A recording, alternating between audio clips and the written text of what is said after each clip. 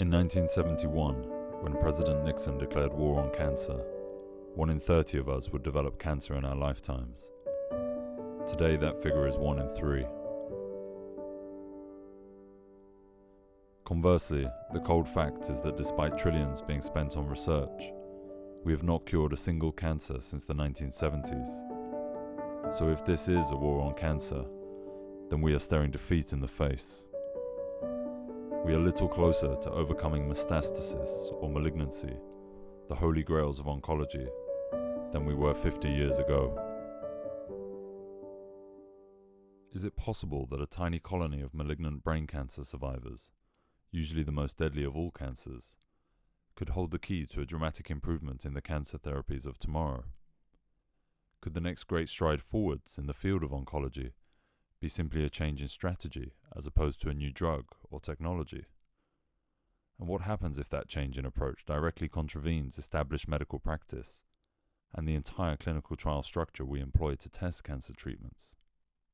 I think that many of these brain tumors and other kinds of cancers are treatable. I just think that a mountain of evidence is being overlooked. If you face this disease and say from the get-go that it is incurable, you will always be right, all your patients will die, and you have no business treating those patients in the first place. They're trying to protect people. They inadvertently get into a situation where they kill people. I would not be alive today if I had listened only to the advice of my oncologist. Because at one point he told me that, well, you should really consider just staying home now and playing with your little daughter while you can, and not pursue any aggressive treatments. But I decided otherwise.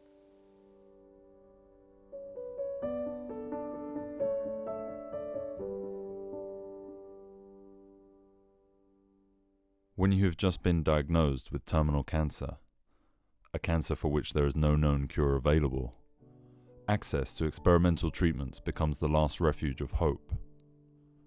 But what most people are unaware of, until they themselves are touched by cancer, is how patients are routinely denied access to those treatments acknowledged as holding the only possible chance of extending their life.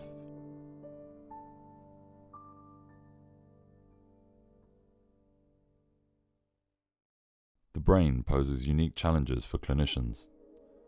Due to its control of every single process in our bodies, it is very difficult to remove meaningful parts of tissue without removing meaningful functionality from the human being. This limits the reach of surgery, radiotherapy, and multiple biopsies, some of the most efficacious tools at the oncologist's disposal today. Furthermore, the brain sits flush within a fixed volume cavity, the skull, and so the swelling that is the byproduct of carcinogenesis is frequently the primary cause of death in brain tumor patients, as intracranial pressure builds relentlessly. Finally, clinicians treating the brain face a unique impediment in something called the blood-brain barrier, a natural and virtually impenetrable biological coat of armor which protects brain cells from infections circulating in the body. If we didn't have such protection, then a simple cold could easily end our life. However, when placed in the context of cancer, this protective coat of armor makes it difficult to get chemotherapy into the brain. These three aspects of neurology make clinical practice in the field of neuro-oncology the most severely challenging of any in oncology today. Compared to other cancers, brain cancer has a very low profile, and yet it claims more young lives than any other cancer. Nobody survives its most aggressive and lethal form, glioblastoma multiforme, referred to in medical circles as the Terminator. Part of this is because of the difficulty we just described in treating the brain. But brain cancer itself is differentiated from more common cancers by its cellular heterogeneity. This means its highly differentiated cell populations are inherently complex and varied, and so simple targeted treatments affecting only some areas cannot impact its overall ability to mutate and proliferate. A complex problem calls for a complex solution, and biological heterogeneity demands therapeutic heterogeneity. Or more simply put, brain cancer is telling us that each patient has a different disease and that they need a different cure. This genetic instability is the hallmark of all cancers. In this sense, cancer is the most terrestrial of diseases. Starting as a simple malfunction of a living organism, it demonstrates the same remarkable capacity for adaptation and change that has defined all of the great survivors of evolution. It is this ability to modify its DNA structure from generation to generation that results in the phenomenon referred to as drug resistance, the principal barrier to treating cancer. All of these facts, the limitations of traditional intervention methods when dealing with the brain, cancer's most sinister characteristics, and then the additional problems specific to brain cancer, are acknowledged and agreed upon by every hospital and every expert in the world. The tragedy for brain cancer patients today is that the care they will receive does not come close to reflecting the scientific knowledge now at our disposal. This is where the problems facing brain cancer, if they could be addressed today, can revolutionize the treatment of all cancers tomorrow.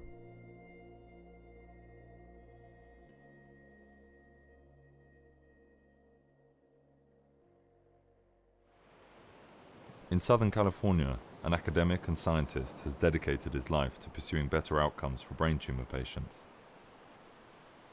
Diagnosed in 1995 with the most aggressive type of brain cancer, glioblastoma multiforme, and given only a few months life expectancy, Professor Ben Williams was an extraordinary patient, and now nearly 2 decades later, an extraordinary survivor. For patients, his book, Surviving Terminal Cancer, is a source of frank assessment and logical analysis of all available treatment options, often lacking from their own medical team. Every year, Ben updates this invaluable source of information, making it freely available to any patient surfing the internet via a national brain tumor charity. His remarkable journey has taken him from moribund patient to highly respected survivor and patient advocate. When I was diagnosed with brain cancer, I knew almost nothing about the disease other than it was one of the worst medical diagnoses that you can get. My first reaction when I heard of that was to basically had a shiver down my spine because I knew he probably didn't have much chance of surviving. I hadn't even heard of a glioblastoma at that point. I was told that that was the worst kind of tumor you could have and that nobody survived it. For the first couple of weeks after that, I was just in shock. I mean, there was no other way to describe it.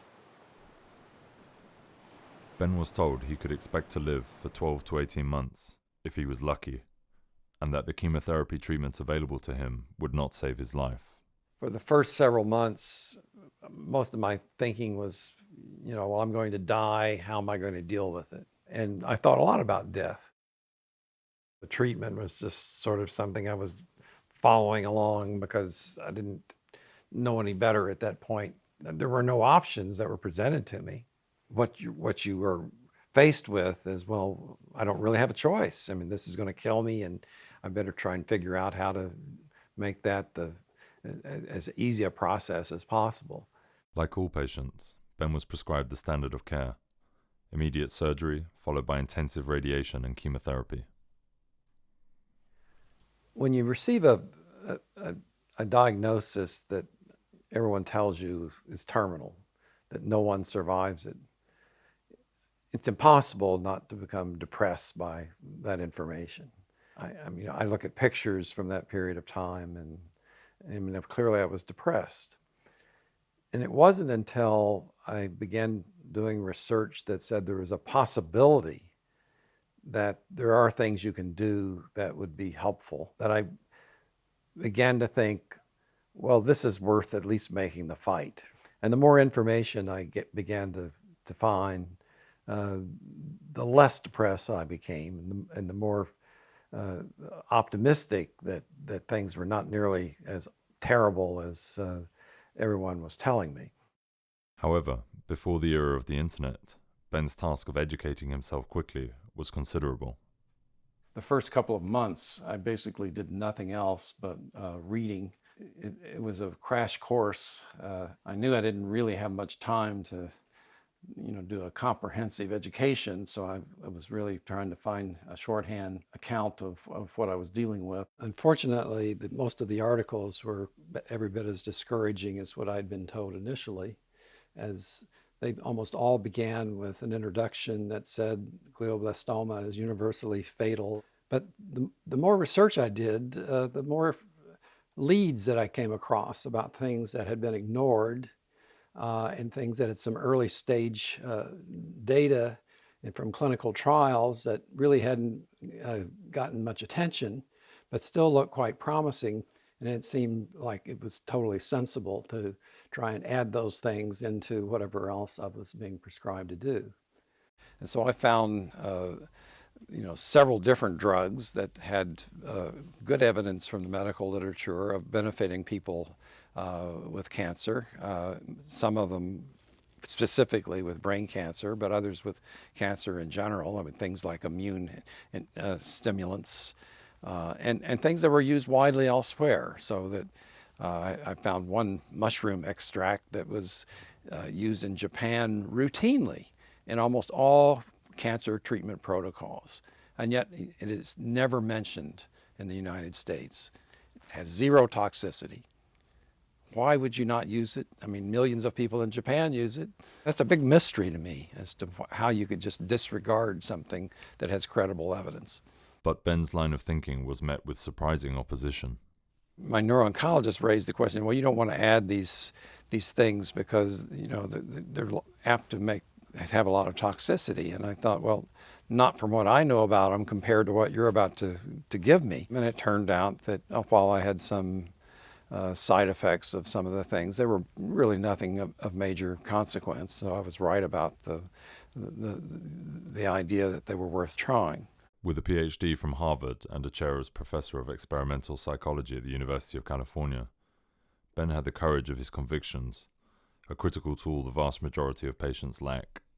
I realized fairly early that medical practice is standardized for everyone and pays almost no regard for the individual variability among patients. When I first asked my oncologist, my neuro-oncologist, if I could add the first agent that I used, it was high dosage tamoxifen, to what he was offering in terms of a chemotherapy program, he just outright refused. He was unwilling to bend, and we had a major altercation over the phone. And it ended up with him basically saying that we couldn't work together. And so whether he fired me or I fired him, I was without a neuro-oncologist at that time. But fortunately, my neurosurgeon intervened and convinced my neuro-oncologist that maybe they should let me do a little bit more in terms of participating in my own treatment program than they would ordinarily do. Eventually, we got along quite well, but I never did really tell him everything I was doing after that. Going against the advice of my doctors was really initially an act of desperation. I mean, I wasn't concerned about offending them. I was concerned about staying alive. And so I was going to use anything I could get my hands on. And if that made them angry, well, that was too bad. At one point, I was going down to Mexico and to Tijuana to obtain a drug normally used for acne, which also has been shown to have some treatment benefits for glioblastomas. I had to go to Mexico because the drug required a prescription, and I knew that was going to be a great difficulty in obtaining it here. So I was taking that all along without the knowledge of my neuro-oncologist. The irony was that when I eventually told my neuro-oncologist what I had done, he said to me, that was a very nice study that MD Anderson did. He knew about it all along. But it was not part of the standard treatment, and so he never even mentioned the possibility. In most cancer treatment protocols, there is a standard treatment that the oncology community has agreed upon, and they don't deviate from it except in the context of clinical trials. That realization was the beginning of my deep anger about how the medical system was working. It made absolutely no sense to me not to use everything that might have a benefit as long as the toxicities were acceptable. Why wouldn't anyone want to add them? It seemed to me totally irrational that people didn't use everything that was available. With this strategy, Ben constructed a cocktail of drugs around his chemotherapy. When his MRI scans began to show his tumor gradually reducing in size and eventually disappearing altogether 6 months later, it was clear that something very unusual was taking place. After my first round of chemotherapy, I did get a small amount of shrinkage in my tumor. I mean, that was a tremendous weight that was lifted off of me. I didn't feel any of the kind of depression that I had felt up into that time. I mean, I was ready for the battle at that point because it didn't seem hopeless. So I started adding even more things at that point. And then after the second round of chemotherapy, I had a lot of regression of the tumor. And then after the third round of chemotherapy, a lot more. And then I had a clean MRI after the fourth round. And I've had clean MRIs ever since. People are always raising the question, so well, this might have worked for you, but maybe you were just a rare case that responded to chemotherapy, right? Did any of these other things that you added make a critical difference? The hallmark of my case was that the chemotherapy really did work for me. I mean, something was different about how I was getting the chemotherapy and the things that went with it. And I had deliberately focused on that. I mean, I thought seriously about where the resistance to chemotherapy came from and how one might overcome it. Now retired, Ben spends a great deal of his time responding to the desperate inquiries of patients who have read his book, offering impartial advice whilst never advocating specific treatments. We'll never know for sure why I'm still alive. Certainly I did things that were unusual, but I might have been unusual in terms of the characteristics of my tumor. I don't think that's a argument that I take seriously now, because I have advised a lot of people over the years to adopt a similar approach. They didn't do exactly what I did, but they added as many things as they could to the standard treatment, and many of them have had very good success. The irony is that almost all oncologists agree that multiple agent approaches are going to be necessary to actually cure anything. And so no one really is disputing that. The question is what goes into those cocktails and what kind of criterion of evidence that you have to have for putting those cocktails together. To this day, Ben still self-administers a maintenance therapy, a daily cocktail of vitamins and supplements designed to try and create as hostile an environment as possible for cancer to face in his body.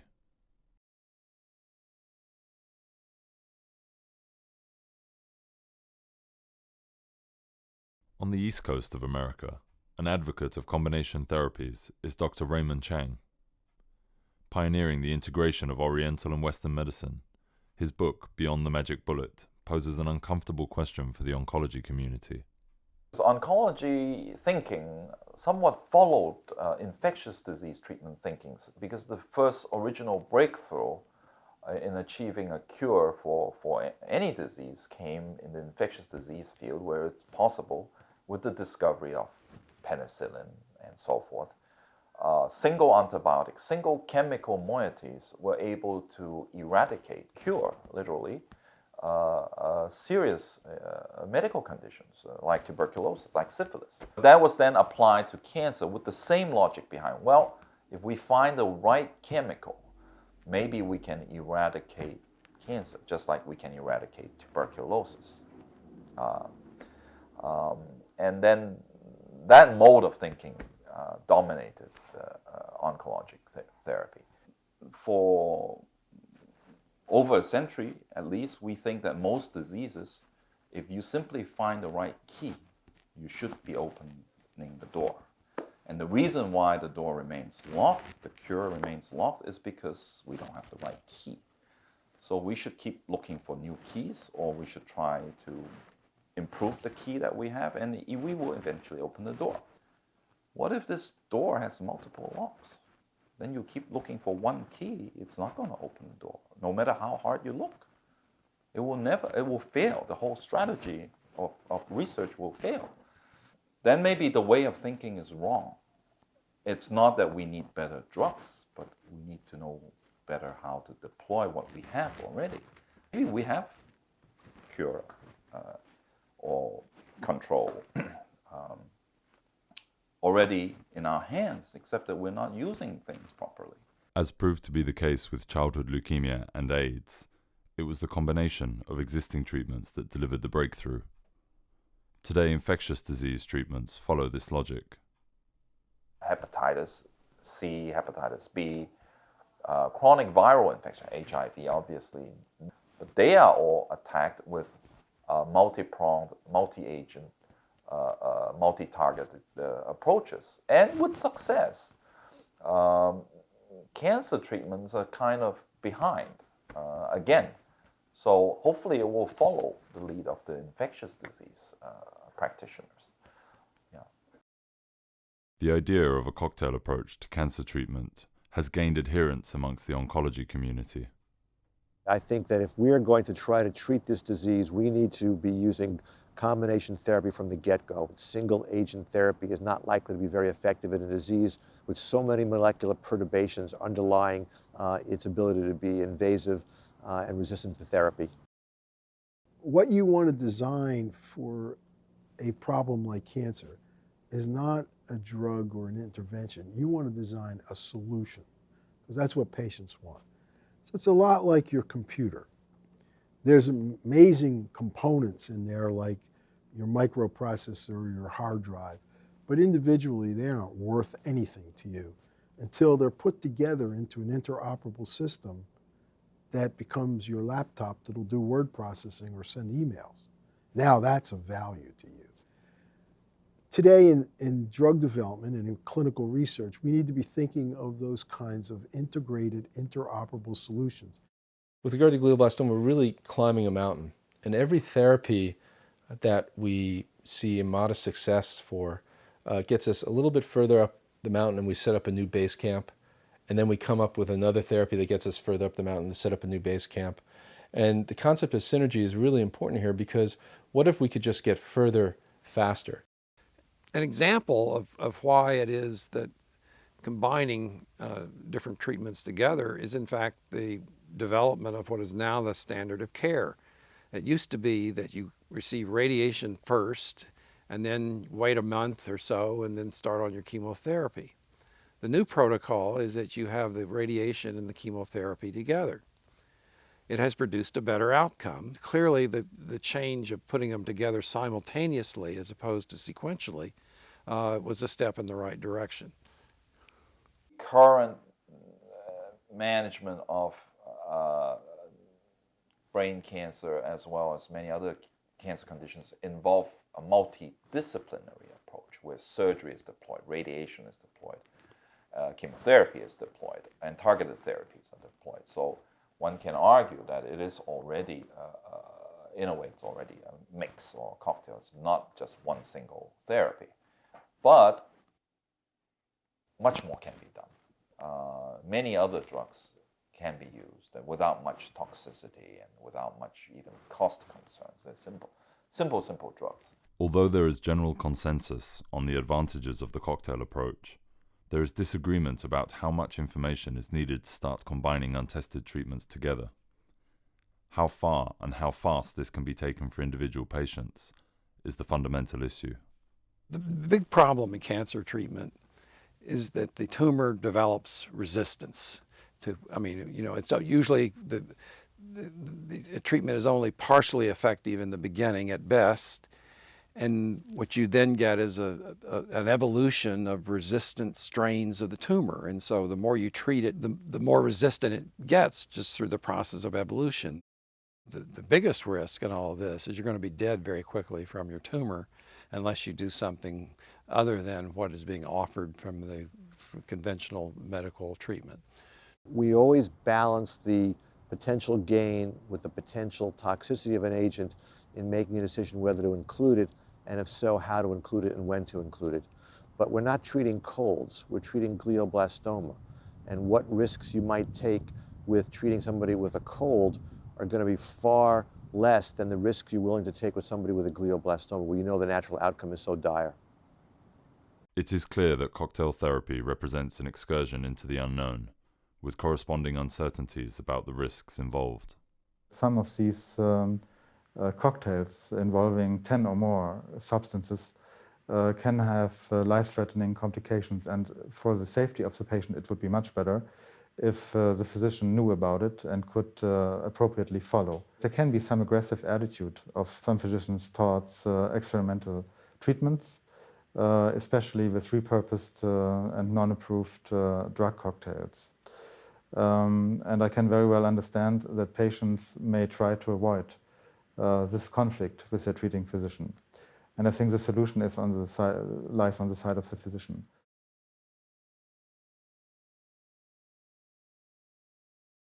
The reality facing the vast majority of patients is that their doctor will not engage with any experimental therapy outside of a clinical trial, even in the context of a terminal diagnosis. We wanted to try and understand the reasons behind this seemingly unnecessary resistance. I think realistically, there are other factors that's beyond medicine. It has to do with capitalism. It has to do with healthcare structures, systems, and so forth. Monotherapy is easier to carry out. If something goes wrong, it's clear that what's wrong, because you're giving one treatment at a time. So if the patient has a severe side effect, you know it's that drug. Regulatory-wise, it is very difficult to get studies going involving multiple agents, because let's say if you have 5 agents, instead of testing one thing at a time, then you have to test A against B plus C plus D plus E, or A plus B against C plus D plus E. There are then, to the power 5, so many different variations possible. That means you have to do so many studies. Practically, it's almost impossible to study these things if it becomes complex. So a simple monotherapy approach is easier, cleaner for management purposes, but may not be as effective. It is unconscious because doctors don't necessarily think about it. They just implement it in this fashion. This is the way how studies are done. You don't put patients on 3 new XYZ unknown new treatments at the same time, because the issue always comes out that, well, if it works, what did it? And we don't know. That is not acceptable to science. You have to be careful that doctors need to be scientific, but when you're treating the patient, is it for science or is it for the patient?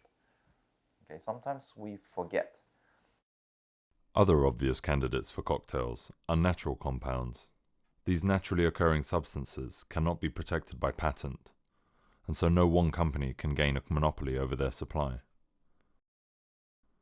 Totally non-toxic, and with years of data to prove its efficacy in cancer care, curcumin should be an obvious adjuvant for any cancer protocol, and yet it is rarely used in Western medicine. We travelled to the world's largest specialist cancer hospital, MD Anderson in Houston, where the series of laboratories dedicated to natural compounds are testament to the holistic vision behind the Texan project.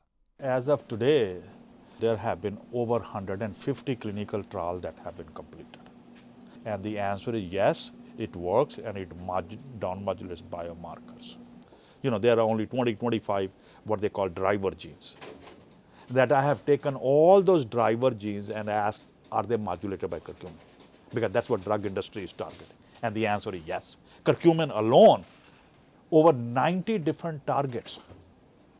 90 different targets. It is not just mono-targeted. So this is what called drug industry as dirty drugs. Any drug that hits more than one target is a dirty drug for them. They don't like it. There are only 2 rules of the game that I have learned from my days in Genentech. And there is no third that I know. Safety, number 1. Whatever you are giving to the patients should be absolutely safe. You know, it should not hurt them in any way. And second is the efficacy. There is no third rule. And curcumin meets both of them. But as any cancer patient will testify, there is huge opposition from the medical establishment towards adding natural compounds to traditional cancer treatments. The reason most patients are given is that it may interfere with your treatment, although only in rare cases is there any evidence to support this claim. In medicine today, there is a buzzword, and that is called targeted therapies. And targeted therapy means you pick a single gene or single protein and trying to find an inhibitor. Okay? And that's what they call magic bullet. And they have come up with a lot of magic bullets. Only thing is, these are not bullets and these are not magic. So there is a lot of frustration that where did we go wrong? Okay? And where they did go wrong, thinking that cancer is a single gene or single protein or single target disease. By now, we are living in the era of omics, genomics, proteomics, metabolomics, and all of that is out there to tell you that cancer is a multigenic disease. No matter which direction I look at, people's mind is set, and the mind is set on targeted therapies. That they want a targeted therapy. If it is not targeted, they are not interested, period. Doesn't matter whether it does anything good for the cancer or not, they are not interested. And that's where I face the biggest resistance. I have people tell me point blank at my face right here in MD Anderson. So, Dr. Agarwal, anything you do with respect to natural products, I don't believe even one bit of it. They don't even want to read. And we publish in the same journals. We are most highly cited. You know, people don't want to read. This is, inborn bias. And my problem with the ethics of oncologists is that they want to preempt the decision. I mean, that they don't want to let their patients have any leeway in making a decision that's going to kind of move them in the direction of alternative medicine. I mean, it's a real concern on their part. I mean, that professional reputations can quickly be ruined if you're viewed as one of those kooky guys who goes around trying to throw in anything under the sun into your treatment protocol. History is littered with scientific breakthroughs that were castigated for their implications for the prevailing status quo. When Copernicus introduced his heliocentric theory to the world, the shock to the belief system reverberated for centuries afterwards. Galileo Galilei was persecuted for his acknowledgement of Copernicus's theory and his pursuit of a new rational science in its wake. Even Galileo's presentation of his new invention, the telescope, and its irrefutable new evidence, could not dampen the fervour of his condemnation. In the 19th century, Ignaz Semmelweis, a relatively unknown doctor, a Hungarian practicing in the venerated hospitals of Vienna at its empirical peak, noticed an alarming correlation between the new practice of pathology and the advent of a series of deaths of both mothers and babies in the maternity wards of those same hospitals. His suggestion that perhaps his fellow surgeons should consider using chlorine to wash their hands before operating on patients was met with vicious resistance. Unable to substantiate his theory scientifically, Semmelweis was ostracized professionally by his peers for daring to question the status quo. He died 15 years later in a mental institution, a broken man. Yet a century and a half later, he is venerated as a national hero in Hungary, where statues and coins carry his legacy as the father of sterile medicine. Today, the Semmelweis reflex is a term used to describe an illogical and exaggerated response to a challenge to the prevailing dogma. Unfortunately, the Semmelweis reflex is alive and well in today's medical establishment. Barry Marshall, a little-known doctor from Western Australia, had identified a bacteria in the early 1980s that indicated stomach ulcers were caused by bacteria. This was heresy to the established thinking in the field of endoscopy, which was convinced that stomach ulcers were caused by stress. As a result, Marshall's thesis was not published in any medical journals and sat on the shelves gathering dust, while hundreds of thousands of patients across the world had their stomachs removed, unnecessarily so, according to his theory. With the bacteria in question only able to develop in primates, but with testing on primates prohibited, the successful animal experiments that the medical establishment deemed prerequisite for Marshall to progress to human trials could thus never be completed. So locked out of both animal and human experimentation, but convinced of his theory, Marshall chose to experiment on the one human he did have legal access to, himself. In front of an audience of stunned peers, he downed a petri dish full of bacteria grafted from a patient's stomach and claimed to have infected himself with a stomach ulcer. The proof duly came, as did his cure without the need to remove his stomach, swiftly followed by an avalanche of awards and praise from the establishment, culminating with the Nobel Prize in 2005. Beyond the more obscure issue of medical hegemony lie more obvious reasons why combination therapies do not reach patients. If you have a drug A from company A and a drug B from company B and a drug C from company C, it is extremely difficult to get all three of those drug companies together to agree to use their drugs to treat a particular disease process. It's much easier if the drugs all come from one company. And that is a fundamental challenge that not just neurosurgical patients with glioblastoma face, but all cancer patients face. And from the company standpoint, one can make a good argument that it's reasonable and understandable that this is the case because they invest hundreds of millions, sometimes billions of dollars to develop a drug. And as that drug comes to market or goes to the FDA, the application of that drug to other disease processes in combination with other drugs could cause a lot of problems for them. So it's a very difficult thing to address. On top of the reluctance of Western medicine to consider natural products as they cannot be patented, for the very same reason, drugs whose patent has expired are similarly discarded as they cannot guarantee a return on the investment required to run a clinical trial. This results in a large number of drugs with strong laboratory evidence for anti-cancer properties, never getting anywhere near patients. In some cases, even when human trials have been run, it is still not enough to bring the drug into the mainstream treatment.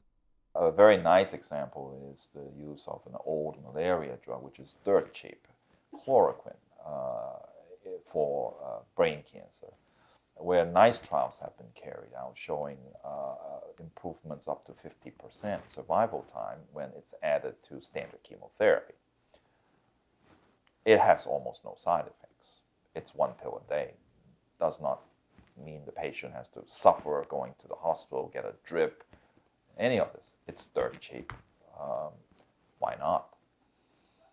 Well, the FDA hasn't approved its use for this condition, for one. The information is not widely disseminated. There's no big drug company behind the manufacture of chloroquine to market it for this use. Nobody makes much money. If suddenly every brain cancer patient starts taking chloroquine, it adds very little to the bottom line of any particular business or company. So it is more and more important for us to look at these drugs that have been left on the shelf that Big Pharma wants nothing to do with. But we don't necessarily have the time or the resources to provide the data managers, the IRB fees and startup fees that it takes to run a good clinical trial. Aside from the influence of the medical world status quo and the economic reasons hampering development of combination therapies for cancer, there is a strong feeling amongst the patients we interviewed as to why oncologists themselves are unwilling to deviate from established best practices, even in the context of terminal disease. One of the problems from a patient's perspective is that they want as many drugs as possible to facilitate long-term survival. And that's a very reasonable request from the standpoint of a patient. If you have cancer, you hear a certain drug might be effective in your particular type of cancer, you want access to that drug. You hear that another drug might be effective, you want to actually just go ahead and combine those drugs, and so forth and so on. From a patient's perspective, you are entitled to pursue any type of therapy you want to.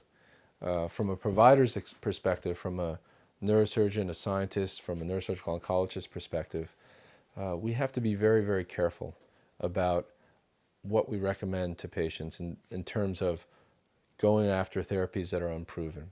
Doctors are judged by so-called standards of practice in the community. So if in California, this is the way we do things, here in LA, this is the way we do things, and you do it differently, and the patient gets hurt, and you're in court, they will summon your peers and say, how do you do things usually? And everybody say, no, I only use Temodar. I don't do Temodar plus chloroquine. This issue of liability is one of the silent enemies in the war on cancer. Doctors and hospitals who would willingly take more risks for their patients who have run out of options are discouraged from doing so by fear of malpractice suits. This fear of prosecution is not limited to doctors, but runs deep through the entire system, dissuading individuals and teams from doing anything outside of the box for their patients. The specialists are at major cancer institutions that does not treat patients individually, unlike what patients may think. They treat as a group. They can call it a team approach, but they treat by committee. Literally, there is a committee of doctors who review cases. It's called a tumor board. And almost, you can imagine, 6, 7 specialists at a center every week sit down and go over their new cases and decide this is what we're going to do. Now, that also creates an issue because then everybody has to agree, for one. And then, of course, what everybody agrees on in any bureaucratic structure has to be the lowest common denominator. Okay? But that's the safest way for the doctors and the hospital, because if there was a problem and if there was a charge, they say, well, 6 specialists had a committee meeting on this and we all agreed. You're going to sue 6 of us? And we represent the hospital. You're going to sue the whole hospital for this decision? And every one of our patients get exactly the same thing. What's wrong with this? And we are following the guidelines from the American Cancer Society. So everything is therefore protected, for liability reasons. So it's foolproof. If you try to be individualistic, stick your neck out, give chloroquine, say, because there's a paper that says chloroquine, and something goes wrong, you don't have anything backing you up in the court of law. It's much safer to follow a protocol. The protocol is one thing at a time until it's proven otherwise. The proof may never come because there's no funding to try to prove these things. Who gains from proving it? Then who is going to fund the proving of this? These are much larger issues that I think will hamper developments of true cocktails unless there's radical changes in healthcare systems, in social systems. It may not come.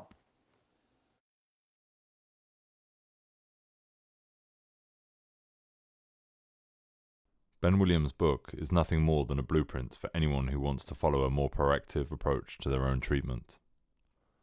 One such patient was Richard Gerber, a fellow American academic living in Italy, who was diagnosed with the same lethal brain tumor a decade after Ben. Given just months to live, Rich had nothing to lose. During the chemotherapy and radiotherapy that I had, although it was very exhausting, I started reading at night articles in journals, and I realized that that therapy was not going to really make my life any longer. So I started doing research into alternatives. And little by little, on the internet, I came across this name, Ben Williams, who had written a book. I ordered the book, and it basically is teaching people to take their matters into their own hands and to be their own doctors in part. So far, this cocktail approach that he writes about in his book has proved efficacious for me. I wasn't just blindly following Ben. In fact, I wouldn't have followed Ben at all if his arguments weren't logically convincing. In common with Ben, Rich shared a scientific background. He is an expert at developing solutions for complex problems.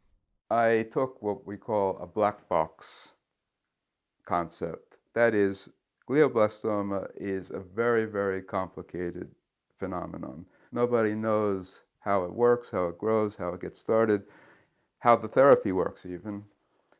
And papers are published on very specific subjects, on very specific genetic pathways, but there's no integration of this information. So my approach was based on finding as many agents which could block assorted pathways which activate glioblastomas, and doing it all at once, so that the glioblastoma would have less of a chance to mutate and escape via a pathway because I would already be blocking that pathway. Of course, assembling and consuming an unsupervised and untested cocktail of drugs and nutraceuticals is daunting even for someone with an in-depth appreciation of their disease. One of the patients we interviewed acquainted it to playing Russian roulette whilst on death row. My doctor was a very sympathetic oncologist, but she was very by the book. But she didn't want me to do anything else. Coming up with my own notions, I suggested to this doctor that I would like to take melatonin. I tossed this out as a sort of a test because at the time I was actually taking 10 or 15 other pharmaceuticals, but I thought I would start small, and she didn't want to hear about it. She told me not to take melatonin, that it would just confuse the matter. At that point I realized that I was on my own, because if I couldn't confess to my doctor that I was taking melatonin, how could I confess to her that I was taking chloroquine and Celebrex and other pharmaceuticals? I didn't add all of the ingredients at once. I added them incrementally. I basically included any ingredient, be it a supplement or a pharmaceutical, that was active against cancer and didn't interfere with the other ingredients. The pharmaceuticals had to be dosed correctly, and the dosage I used was that carried out in any research paper on cancer that I found. You have to read very closely these articles to get the correct dosage, but it's there. At its peak, his cocktail numbered over 25 different components, and in order to access them all, Rich broke every rule in the book. From feigning symptoms of other ailments in order to access non-cancer drugs that he believed may also act against his disease, to forging prescriptions. There were moments during my cocktail therapy when I thought I was doing too much and I was getting out of my own comfort zone, which is nothing like medicine. But I realized that the alternatives were very small. Either I tried something much more radical than the standard of care, or I would die. And when you're faced with that kind of a decision, why not use more ingredients? Long-term survivors of malignant brain tumors are extremely rare. What makes Ben and Rich even more unusual amongst this tiny data group is that they have never had a recurrence. Their cancer has never come back. The glioblastoma can't really be cured. Never. I never think about cure, and I don't talk to anybody about cure. I think that every year that you live without a recurrence is great. I think Ben Williams now has lived 18 years without a recurrence, if I'm not mistaken. I've lived 6.5 years without a recurrence. At that point, you can say that we're under control, but you can't say that we're cured, because there's always a possibility that it could come back.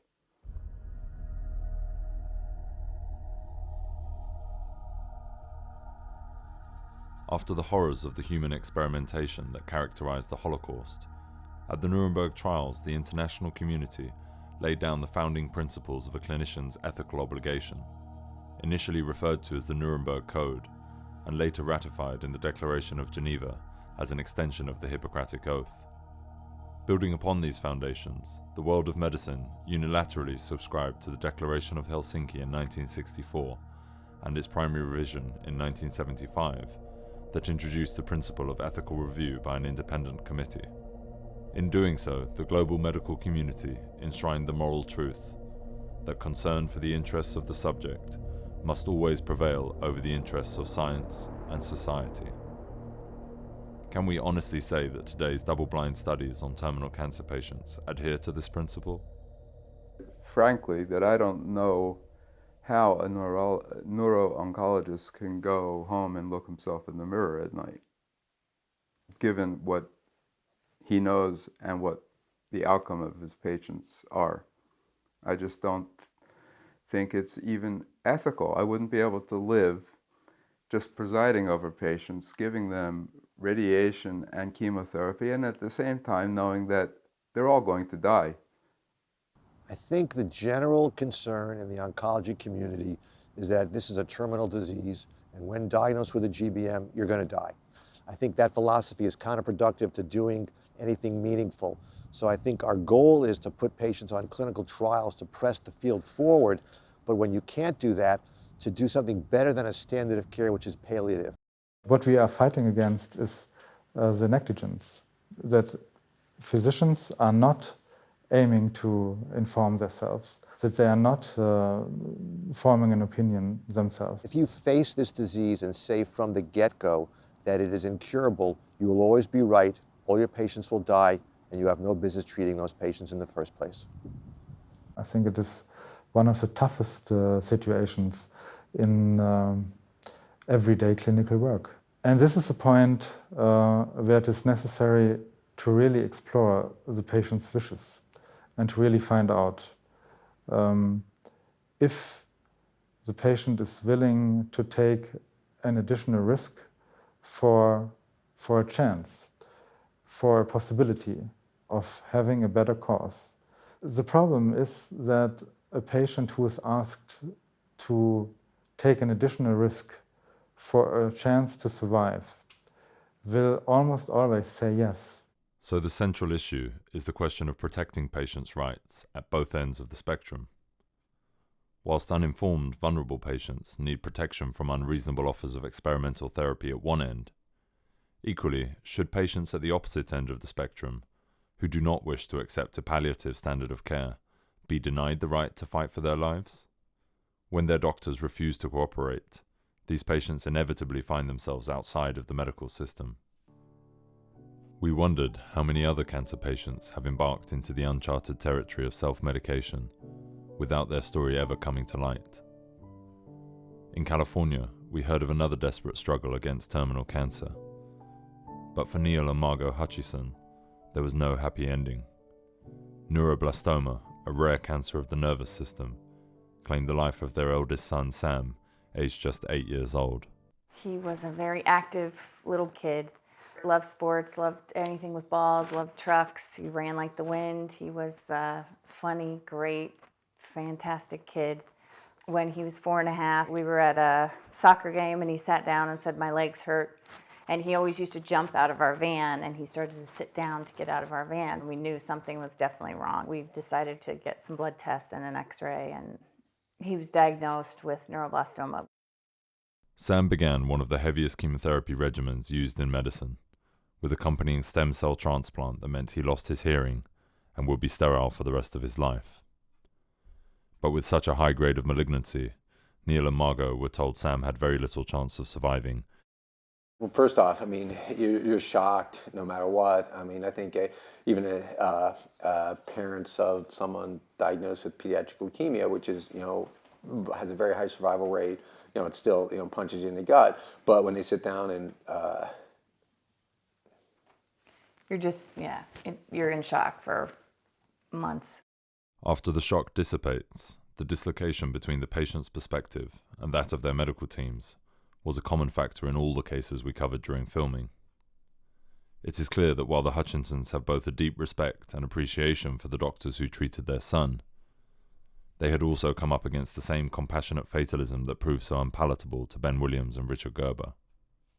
I think that one argument we used to have with doctors when we talk about issues like this is they'd say, Neil, but if I'd say like, hey, listen, throw the book at these kids, non-toxic, get them in there, throw cocktails at them, and see how they do. And their argument back to me would be like, well, if some child survives, we don't know why. And I'd say, yeah, but that's a medical scientific perspective. From a parent perspective, we don't care why. Right. He's alive. Right. And we'll figure it out. If we keep doing it, we will figure it out. We'll backdoor the answer somehow, some way, some shape, manner, or form. But the scientific community wants to know why. They believe in what they're doing, and they want something that's science-based. They want a clinical trial. They want the proven results. That takes years to get that kind of data, and these kids don't have that kind of time. And you'd see the data. You'd see child have to die, and you have that mental calculus going through your mind all the time because you don't want to harm your kid either, because the Hippocratic Oath as a parent, first do no harm. Right. And we so thought it's not like you're making crazy, uneducated, we're just going to try anything decisions. But you're absolutely right. But you're like, okay, but I know this outcome. I don't know what this is going to be, but I know where this is going. Given that the probability that the patient is going to die is astronomical, it's almost 100%. What harm is there in adding other ingredients to the therapy? Why on earth would you possibly oppose it? And the only answer to that is, well, it's not part of the standard of care, and we're afraid that if you use anything other than the standard of care, it somehow will make things worse in a way we don't understand. That's not an acceptable position in my view. For the vast majority of patients, it is also an unacceptable position. The advent of the internet has seen a growing underground network of patients and carers supporting each other. This film is a direct result of such a community. We had, the whole community of neuroblastoma parents who, were medical doctors and were trying things themselves. And what we tried to do is read the preclinical data, and we were just trying to stay ahead of the curve and kind of predict where things were going to go clinically. You see a single agent clinical trial and you know the data for that, or you talk to, there might not be published data, but because of the neuroblastoma community, we know that 10 kids were on it and they all progressed. But there'd be published preclinical data saying that, hey, the next trial that's going to come up is going to be adding the second drug. And so we would get the second drug. That was very commonplace. High-profile survivors like Ben and Rich find themselves inundated with requests for their advice. And having experienced the despair of falling outside the medical system themselves, they can appreciate the desperation of patients with nowhere left to turn. I'm an engineer, and many engineers carry out risk-benefit analysis naturally and routinely in their work. In terms of the cocktails that I had identified, I did my own independent research, evaluated what the potential benefits were compared to the side effects, and it was quite clearly something that ought to be tried. Many of the doctors feel that they're not able to engage in these off-plan treatments, and perhaps those that are outside their normal sphere of training, because they tend to feel that the Hippocratic Oath limits their ability to do that in the principle of do no harm. But I believe that there are equally sins of omission as there are of commission. With the benefit of hindsight, in reflection of where I am relative to the prognosis, I am concerned that this approach could not have taken place sooner.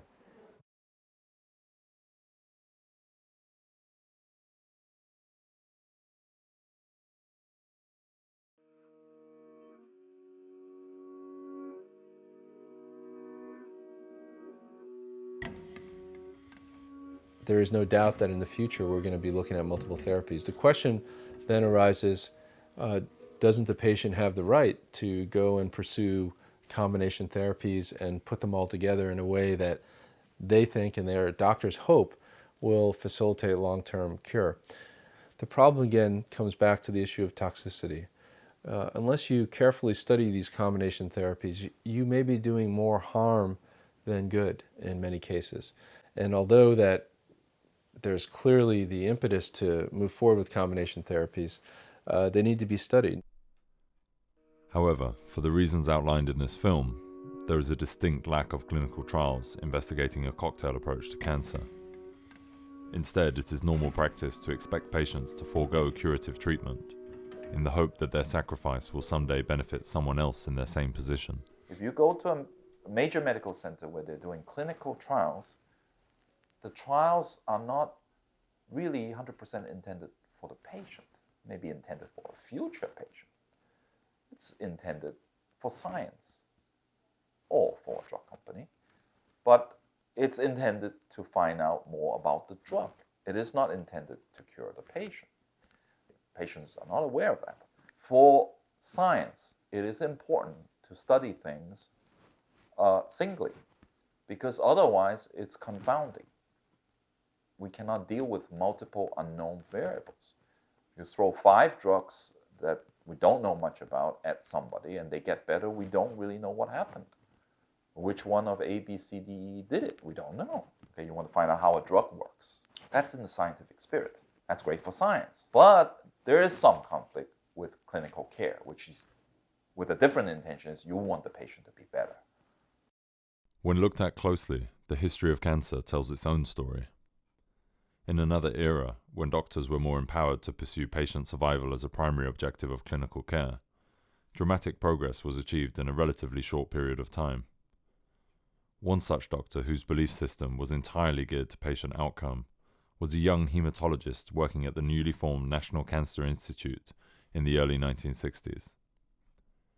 Emil Freireich was certain he had figured out a way to send leukemia into permanent remission, but he faced enormous resistance for attempting to combine highly toxic chemotherapy agents. When I started treating leukemia, I have a slide of a quote from an article that was written by a guy named Arthur Hout, who was one of the senior physicians at the #1 hematology department in the world in 1955 when I went to the Cancer Institute. And the quote says, just what you said, giving these drugs, 6-MP, methotrexate, prednisone to these children is just prolonging their suffering. It has no effect on their survival. And he was on our consultant, and he came and told our advisors that Freireich shouldn't be allowed to poison these dying children, let them die. Undeterred by fierce resistance from his professional community, Freireich questionably pushed ahead with the assistance of some desperate parents, and the rest is history. Today a giant in the field of oncology, after blazing the trail towards cure for childhood leukemia, and in the process inventing the platelet transfusion, at the age of 87, Dr. Emil J. Freireich has half a century of outstanding achievement in clinical practice to reflect upon. See, I'm a devotee of the Hippocratic Oath. That's why it's on my wall. Every physician in the United States, and I think in England and in Europe, who graduates from his medical training swears by the Hippocratic Oath. And what's the essence of the Hippocratic Oath? The essence of the Hippocratic Oath, that as a physician, I will always do whatever I can to help a person who is ill and consults me. For cancer patients staring death in the face, the chilling realization that despite a palliative standard of care, they must wait for their cancer to progress before their doctors will engage with experimental treatments defies belief. In the vast majority of cases, only then do experimental treatment options become available to patients. We asked Dr. Freireich if, in his opinion, this broke the Hippocratic Oath. It certainly does. Is there ever a circumstance where a patient should be denied a treatment which could, in someone's imagination, help him survive his disease? And the answer is no.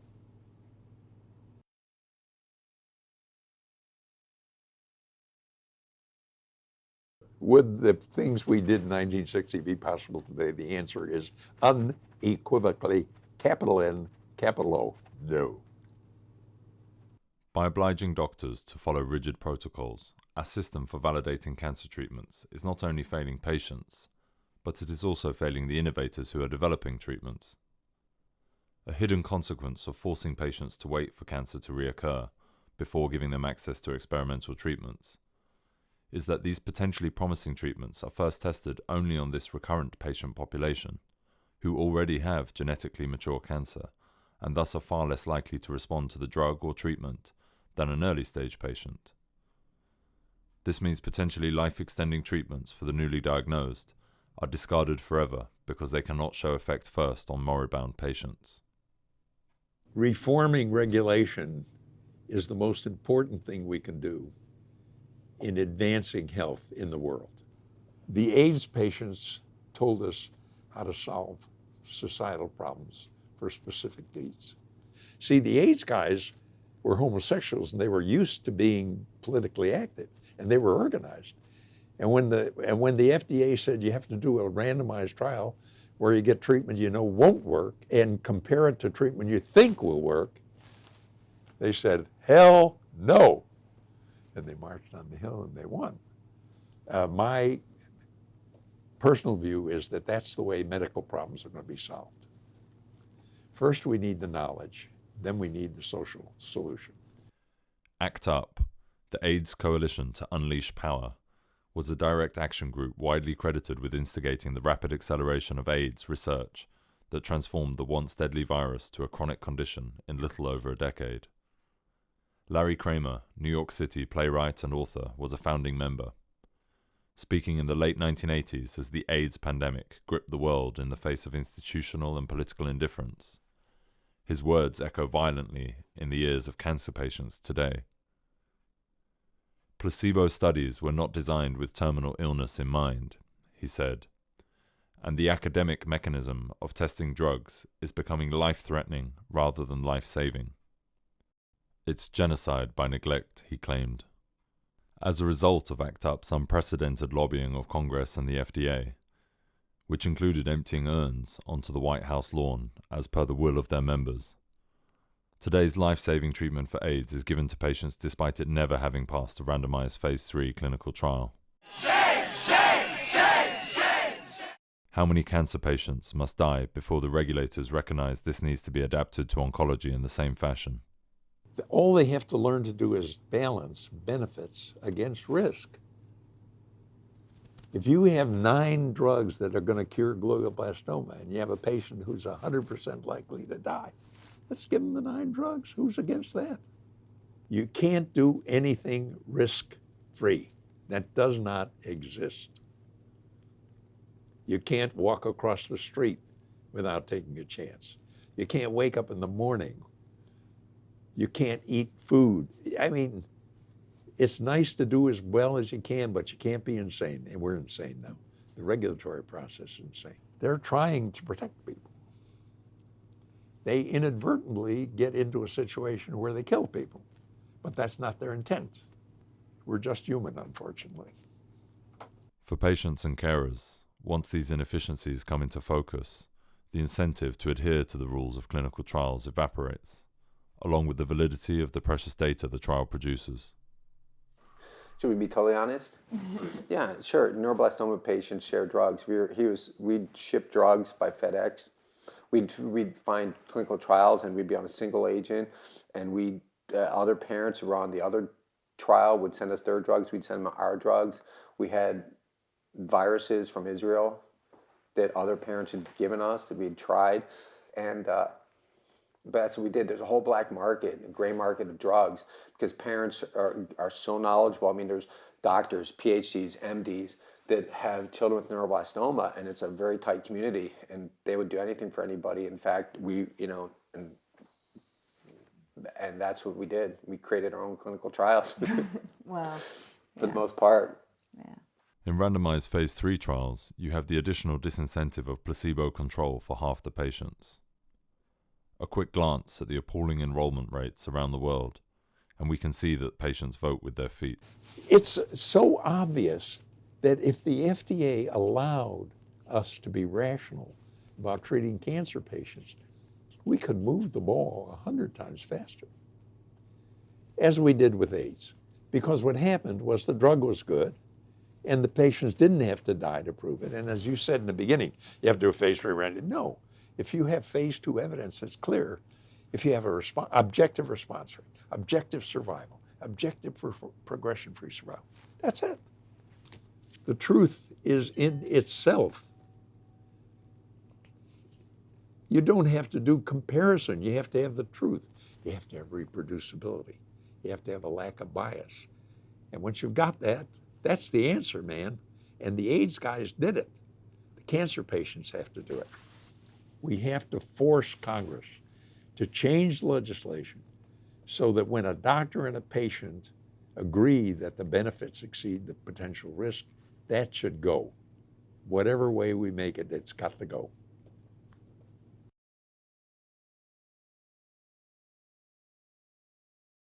In all of the clinical trials to date, there really hasn't been much progress. Meanwhile, those people, however, are dying. Yes, people live a little bit longer with the standard approach that we have now, but it's not much. And so I would say this approach is not working. It's time to try something else. Traditionally, regulatory bodies have made decisions that have been based on population studies. And so if you think about it for a moment, we introduce a drug into a large population in which we know there are many variables in that population. People are different. And we can't control for those variables. We don't know what they are sometimes. We just know they exist. So the way we dealt with that in the past was to create this statistical model of randomization. And in fact, blinded randomization. So we cover our eyes and we flip a coin and we divide people up and we look for an outcome.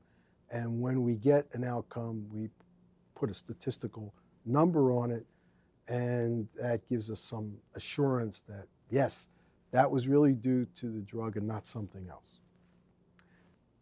Do we need that today?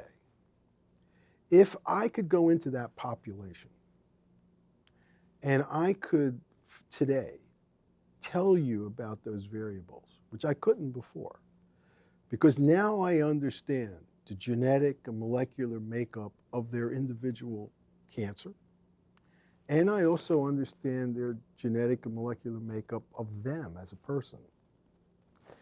And now I can refine those populations. Do I still need to put a blindfold on and flip a coin? Or can I begin to be much more rational about who I would treat with a particular drug and who I would not? That is the adaptive trial design. That is what cancer is teaching us and telling us that we can now do.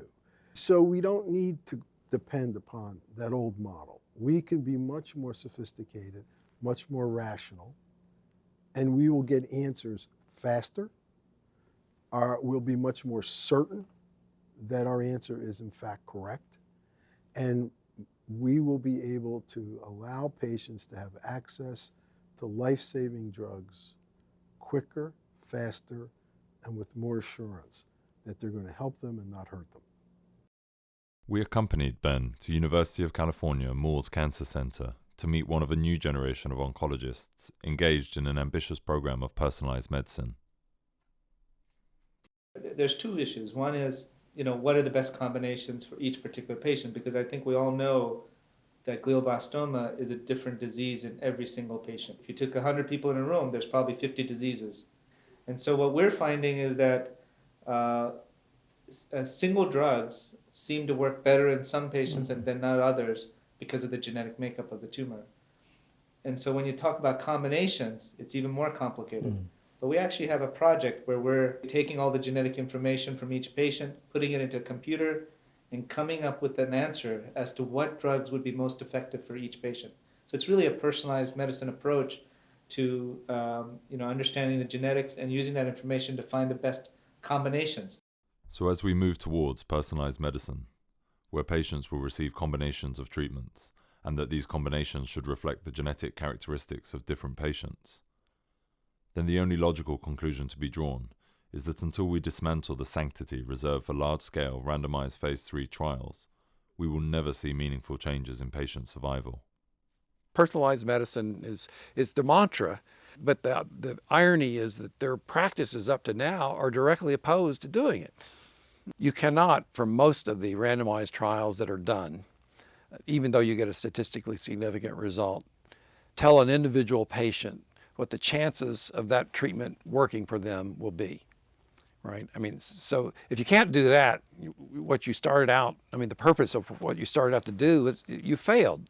You need more homogeneous patients so that you can actually say for this group of fairly similar patients, this particular treatment will work. Well, you're never going to do randomized trials once you start thinking in that framework of needing homogeneous patients. Well, if we don't change the regulatory process, what we're already seeing is the biomedical research enterprise is collapsing.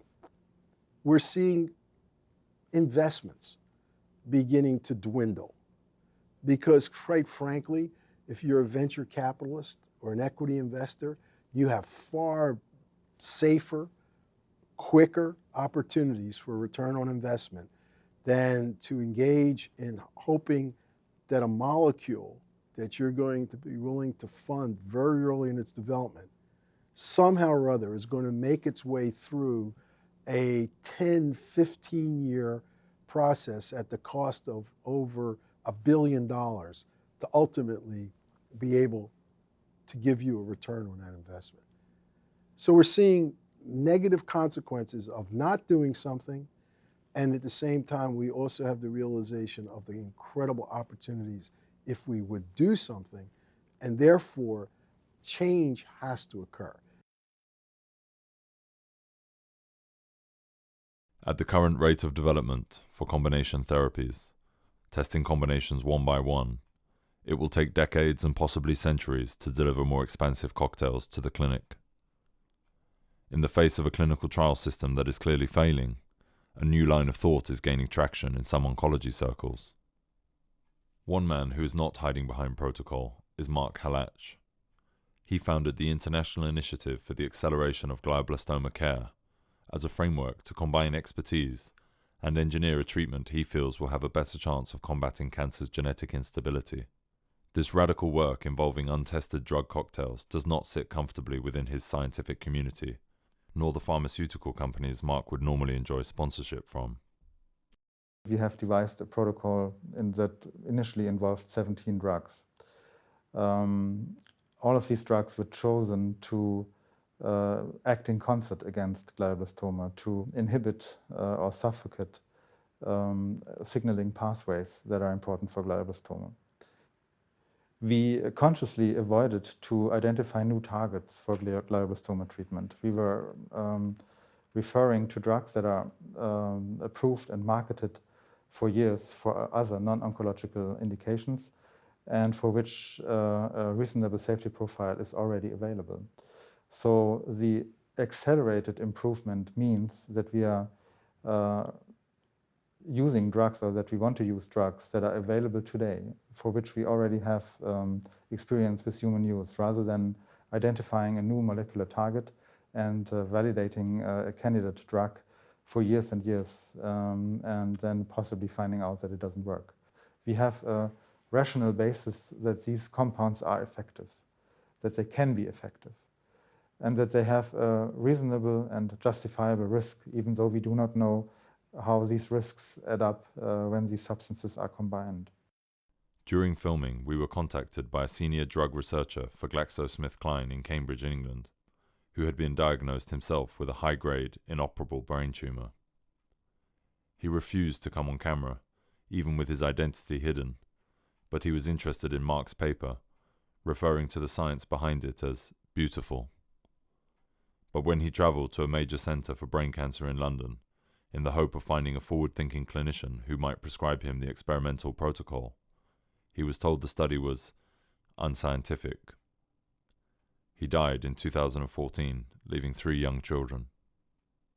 Well, if people say that the paper is unscientific, I think this is a judgment that cannot be accepted, because the paper is certainly not unscientific. It is making a proposal based on a set of hypotheses, and all of these hypotheses are based on preclinical data, on what we think is robust preclinical data. But what we can say for sure is that the recent architecture of medical research for glioblastoma patients has failed to bring about substantial improvements for these patients, and we don't know if he can do it better, but we want to try. It is no coincidence that cancer cocktails are first coming to light in the arena of brain cancer. The limitations of surgical intervention in the brain provides the impetus. There's a shift going on right now in a lot of oncology where you may want to biopsy a cancer, treat for 4 weeks with a monotherapy, one drug, rebiopsy that cancer, see if the genetics have changed, treat again with a different drug for some period of time. And so as the cancer shifts and mutates, you're changing your therapy accordingly. If you don't do that, you may be treating according to a profile that is simply outdated because the tumor is so dynamic. The biological situation may already have changed. Now, we can't biopsy like that in the brain. You can do that in the lung, in the breast, and other cancers, bone marrow. So we have to figure out how we'll overcome those genetic changes that occur with treatment. I believe in the absence of biomarker profiles, it is very important to have a pragmatic approach and to hit multiple targets at once, so that even there is a change in the profile, and some pathways may compensate for other inhibited pathways, you have a high chance of maintaining a high therapeutic pressure against the tumor. In general, multi-agent protocol can be defended by pointing out the heterogeneity of the tumor. And if you have a set of drugs that act in concert, then you have a simple rule, and the rule is the more drugs you have, the better you probably will be able to address heterogeneity of the tumor. This is an example of the new rational science of treating cancer, based on the lessons that cancer itself is teaching us. Yet what Mark and his peers are pioneering is in reality revolutionary. The pharmaceutical companies that own the drugs he is using have refused financial support for his research, and he is risking his professional reputation in medical circles by even publishing this paper. Cocktails are considered radical because if such an unscientific approach were to work for patients, it would equate to opening Pandora's box, with the associated danger of patients no longer being willing to accept current medical practices. Few oncologists would be willing to support such an investigation. John Bukvar in New York was an exception. The idea of carpet bombing a cancer is an appropriate idea,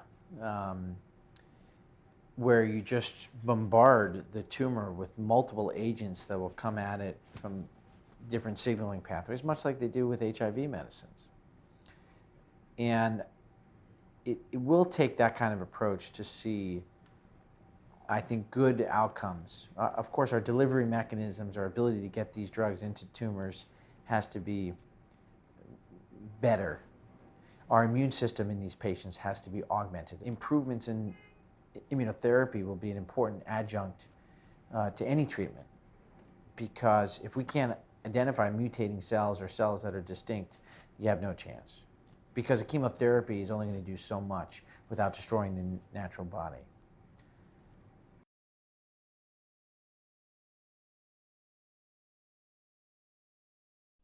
Of all the patients we met during filming, one man's story stood out for his exceptional courage and determination in the face of imminent death. Anders Ferry is still fighting his disease today, 15 years after being diagnosed with terminal cancer at the age of 32.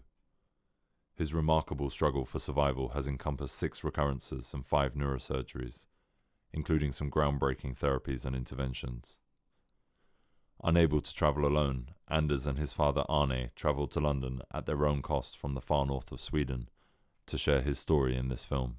Well, I have been experimenting with my own body and taking various odd combinations of medications and non-medications as well, under very uncontrolled circumstances. So this has been a marathon for me, and for my wife in particular. She's seen me through extremely low points. Low points have been really low, close to death. Anders' original course of chemotherapy was stopped due to the development of a severe rash, a result of sitting in a sauna trying to raise his body temperature in order to increase the efficacy of the chemotherapy. Anders claims this rash released him from a chemo-induced mental fog and afforded him the clarity to do some preliminary research online. He immediately enrolled on an innovative American trial for an early immunological compound. However, the compound was unapproved in Europe at the time, so he had to smuggle the drugs through customs as battery electrolytes.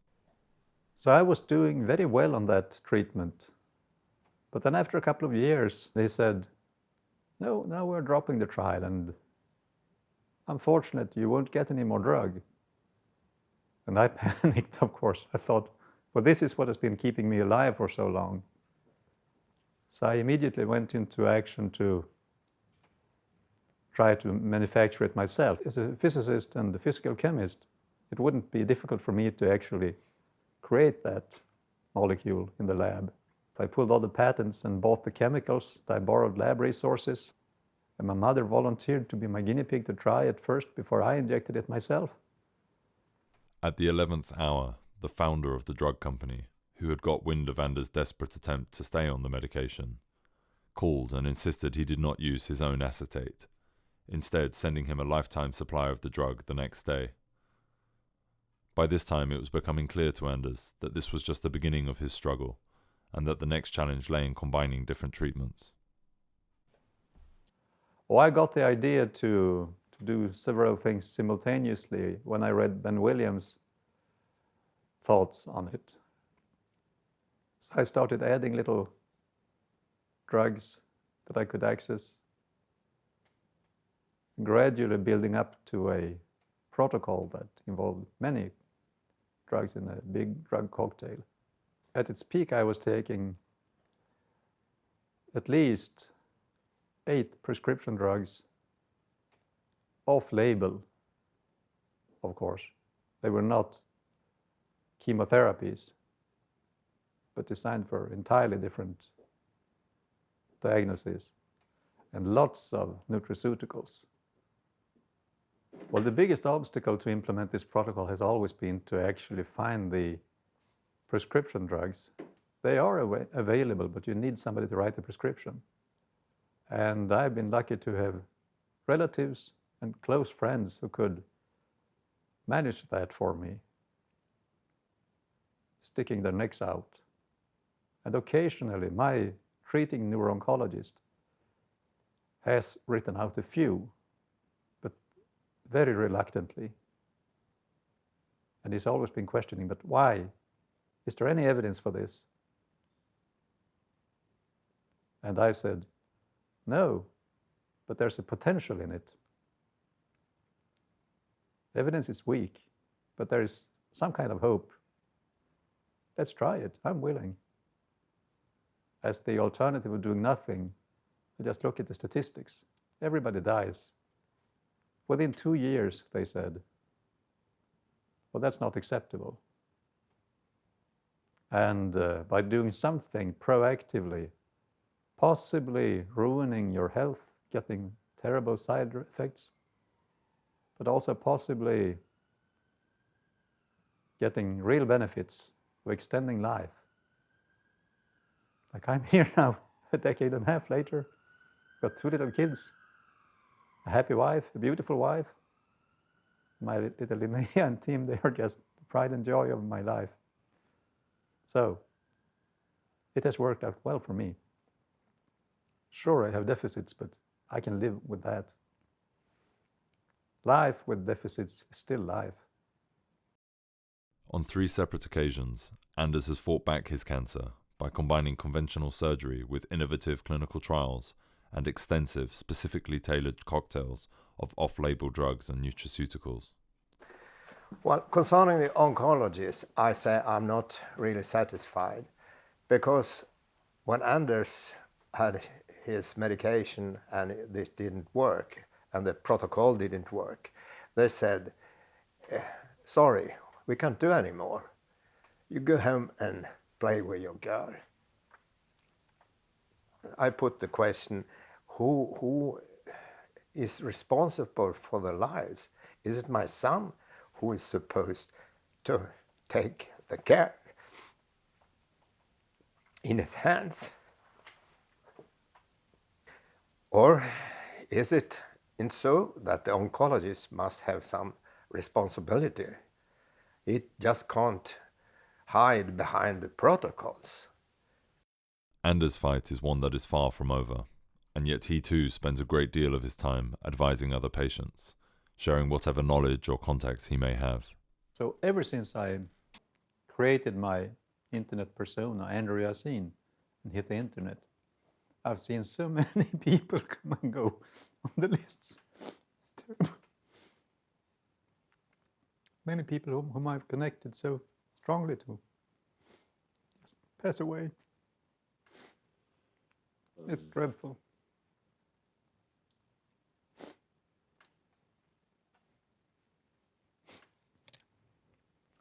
Do you think that those patients were denied something? Absolutely, they were absolutely denied the best care that could have been provided. I'm sure many of them would be alive, or at least had a much better chance to be alive if they had access to what I've been doing, for instance. And I'm also sure that this approach could apply to other cancers, not only brain tumors. I've seen effect in advanced prostate cancers and breast cancers. By creative prescription of various off-label drugs, there is a viable option of prolonging life for a long time. And that is also including creative and active life. I played my trumpet at international jazz festivals. Perhaps not at the same level as I could before having all the surgeries, but still, it is a life I enjoy and kind of proud of also. I've done well.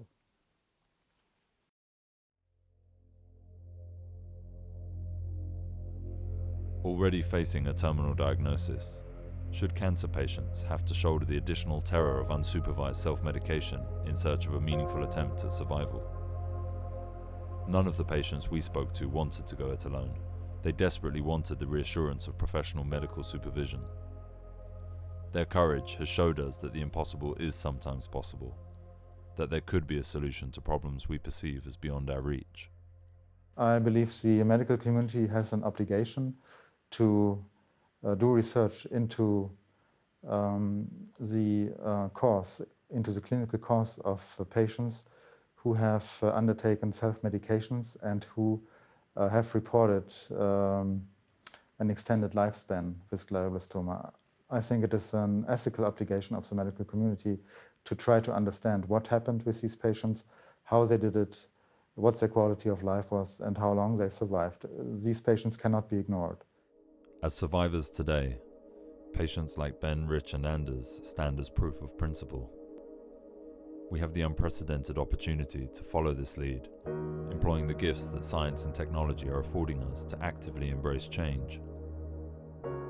In the era of big data, Google, and Apple, society can rationally ask the medical establishment to reconsider its confidence in a regulatory structure that served us well in the past, but that appears slow, inefficient, and even inhumane in the context of terminal disease today. The quid pro quo that can secure the continuation of a scientific methodology and rational development of therapies can be the clinical data from every patient. Retrospective analysis of this data in the era of genomics can deliver the precious information we are searching for in clinical trials, faster, cheaper, and more accurately. Every professional I've ever talked to,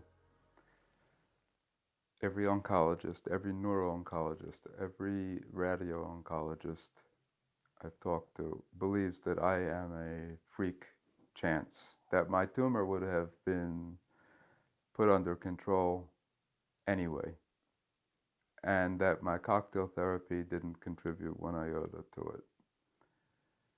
They also think that Ben Williams is a freak chance, and that his 18 years would have been given to him even without his experimentation.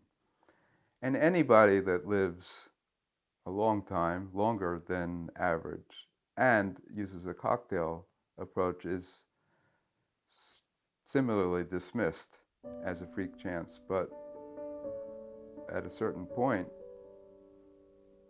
people are going to have to start looking at the evidence. Some will dismiss this evidence as merely exceptions that prove the rule. But it is hard to dismiss as coincidence. Ben, Rich and Anders shared academic background and scientific training, unusual or illegal access to prescription drugs, and the determination to overcome all obstacles in the pursuit of their unorthodox cancer therapies. I'm quite sure that if I hadn't done what I did, I wouldn't be alive today. If I had simply followed the prescription of my neuro-oncologists, I would have been just another statistic. Namely, I would have lived maybe 12 to 18 months, and that would have been it. Because to my knowledge, he never had another long-term survivor.